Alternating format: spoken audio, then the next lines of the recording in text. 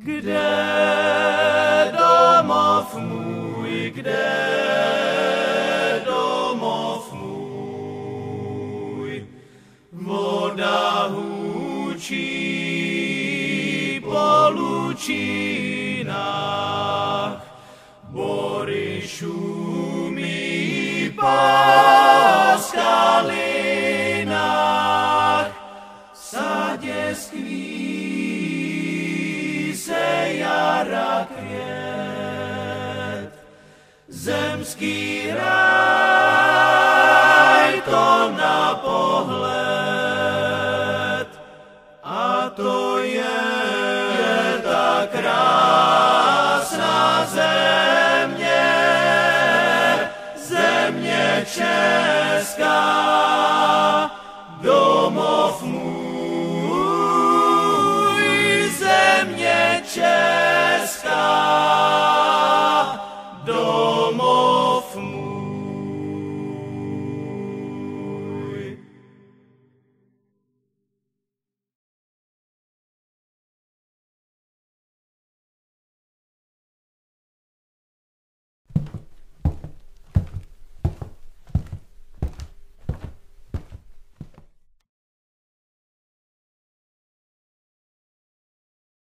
Hitler je v roli zachránce utlačované německé menšiny.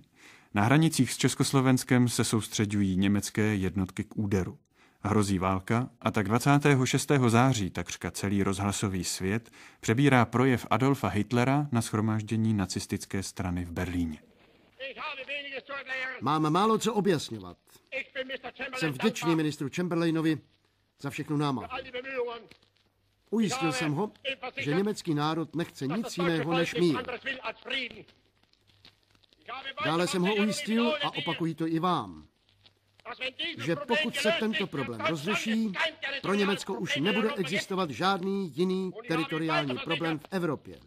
A dále jsem ho ujistil, že v okamžiku, kdy Československo vyřeší další problémy, to znamená, když se Češi vyrovnají i se svými ostatními menšinami, že se už dál o český stát nebudu zajímat a že jej pak garantují pro mne země. My nechceme žádné Čechy. Má trpělivost je u konce.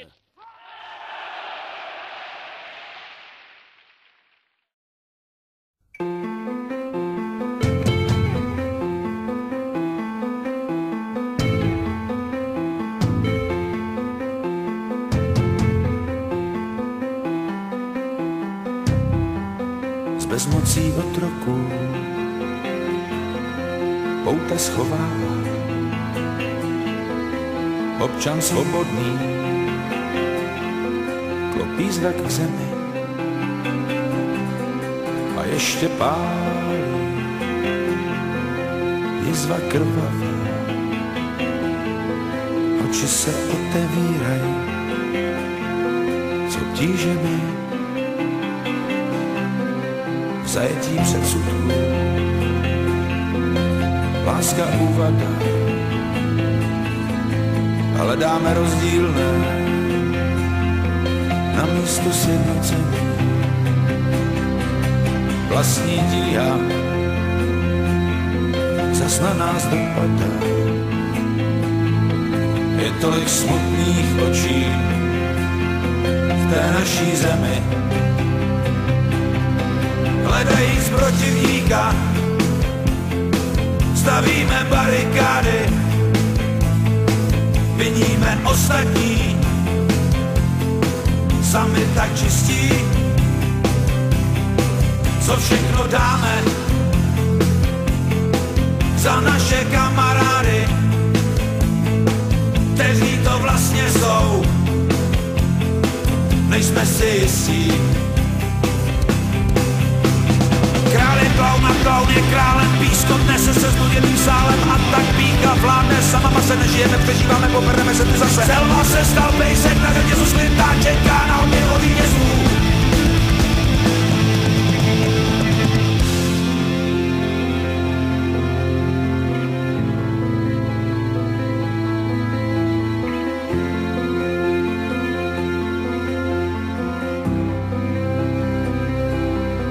Je všechno v pořádku v tom našem okolí. teplou peřinou. Dobře se chrlí, co bolí druhé, nás přece nebolí. Tak zbylo z růží už jenom trní. Král je klaun je králem, pískot nese se znuděným sálem a tak píka vládne, sama se nežijeme, přežíváme, pobereme se tu zase. Selva se stal pejsek, na řetězu skrytá čeká na odměnu vítězů.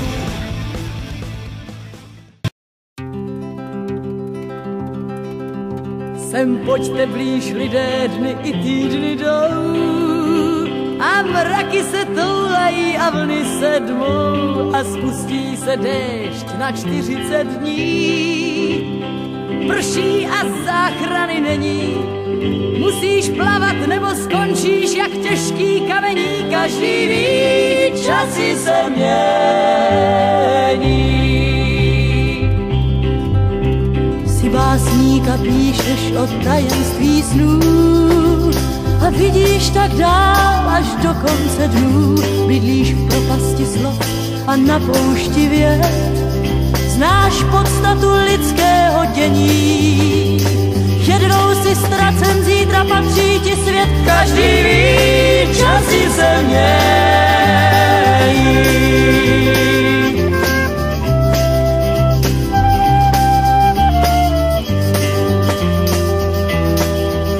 Jsi politik, jsi státník, jsi císař a stát. Víš, kolik je zemí, tak tolik je vlád. A kolik je států, tak tolik je měn. A peníze znamenají mění. Ten, kdo je má, může být zítra okraden. Každý ví, časy se mění.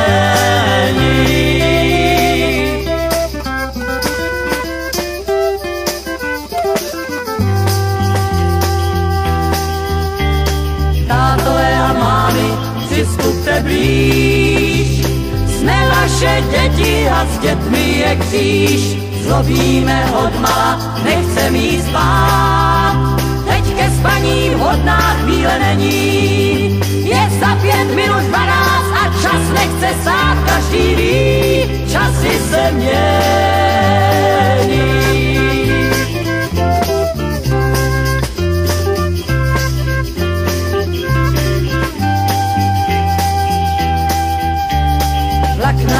Ujíždí možná poslední, kdo zůstal stát, bude sám do konce dní. Vždyť dnešní den zítra bude včerejší a letos přesně za rok bude v loni. Kdo nyní je první, ten bude poslední. Každý ví, časy se mění.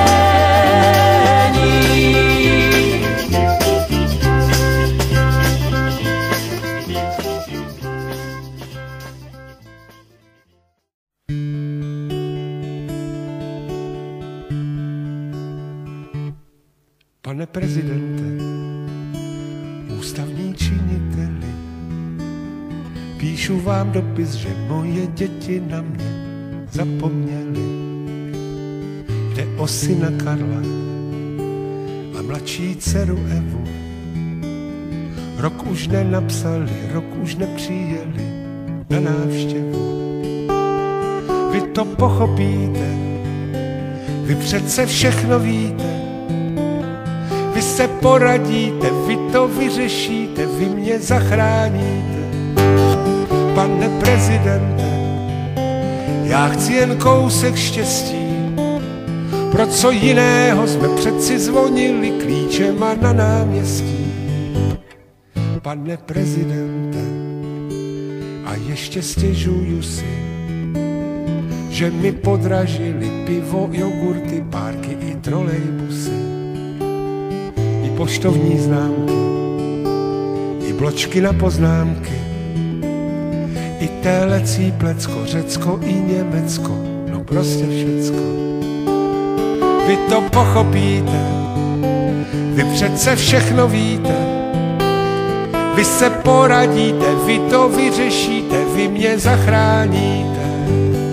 Pane prezidente, já chci jen kousek štěstí.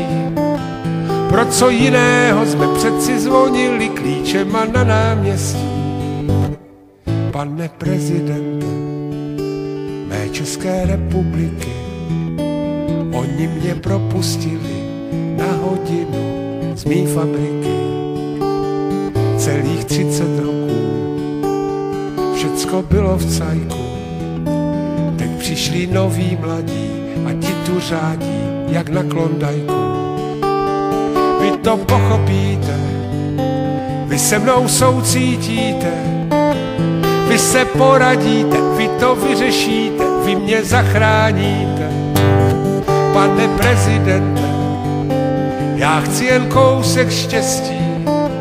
Pro co jiného jsme přeci zvonili klíčema na náměstí. Pane prezidente, moje Aniška kdyby žila, ta by mě za ten dopis, co tu teď píšu, patrně přizabila. Řekla by: Jaromíre, chováš se jak malé děcko. Víš co, on má starosti z celou tu Evropu s vesmírem a vůbec všecko. Ale vy mě pochopíte, vy přece všechno víte. Vy se poradíte, vy to vyřešíte, vy mě zachráníte. Pane prezidente, já chci jen kousek štěstí. Pro co jiného jsme přeci zvonili klíčema na náměstí. Pane prezidente,